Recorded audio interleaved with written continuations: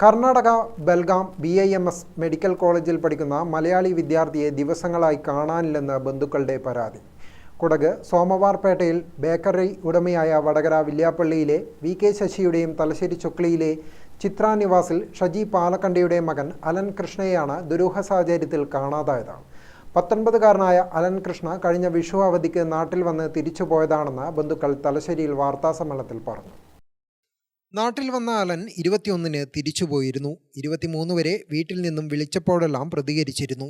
എന്നാൽ ഇക്കഴിഞ്ഞ ഏപ്രിൽ 24 മുതൽ അലൻ്റെ ഫോൺ സ്വിച്ച് ഓഫ് ആണ്. 24-ന് രാവിലെ കോളേജ് ഹോസ്റ്റലിൽ നിന്നും ഇറങ്ങി അലൻ ഓട്ടോയിൽ റെയിൽവേ സ്റ്റേഷനിലേക്ക് പോകുന്നതും റെയിൽവേ സ്റ്റേഷനിലെ ഇൻഫർമേഷൻ കൗണ്ടറിലെത്തി എന്തോ അന്വേഷിക്കുന്നതും സ്ഥലത്തെ CCTV ദൃശ്യങ്ങളിലുണ്ട്. എന്നാൽ അവിടെ നിന്നും ഏതെങ്കിലും ട്രെയിനിൽ കയറി പോയതായി ദൃശ്യങ്ങളിലില്ല. നാട്ടിൽ നിന്നും വീട്ടുകാർ കോളേജിലും ഹോസ്റ്റലിലും പോയി അന്വേഷിച്ചിരുന്നു. പ്രത്യേകിച്ച് വിവരങ്ങളൊന്നും കിട്ടിയിരുന്നില്ല.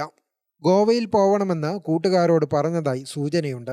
ഹോസ്റ്റൽ മുറിയിൽ അലൻ ഉപയോഗിക്കുന്ന അലമാരയിൽ വസ്ത്രങ്ങളുടെ അടിയിൽ സൂക്ഷിച്ച നിലയിൽ ഫോണും ATM കാർഡും ആധാർ കാർഡും കണ്ടെത്തിയിരുന്നു.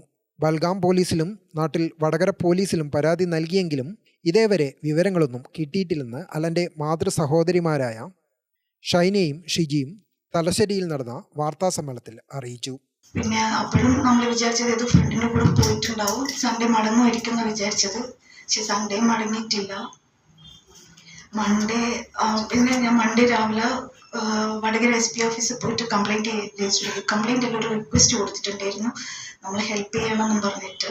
ഓൾറെഡി അവിടെ കർണാടകയിൽ ബൽഗാമിൽ കേസ് രജിസ്റ്റർ ചെയ്തതുകൊണ്ട് അവർ പറഞ്ഞത് ഇങ്ങനെ പറയാനായിരുന്നു.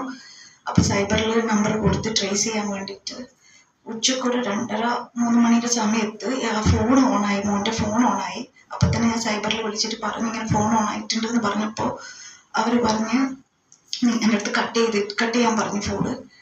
അപ്പം അവിടെ നിന്ന് ചേച്ചീൻ്റെ ഹസ്ബൻഡ് വിളിച്ചിട്ട് പറഞ്ഞ് മോൻ്റെ ഫോണ് അലമാര കുത്തി പൊട്ടിച്ചപ്പോൾ അതിൻ്റെ ഉള്ളിലുണ്ടായിരുന്നു ഫോണും ATM കാർഡും പിന്നെ ആധാർ കാർഡും ഡ്രസ്സെല്ലാം. ഗ്രാമിക ന്യൂസ് തലശ്ശേരി.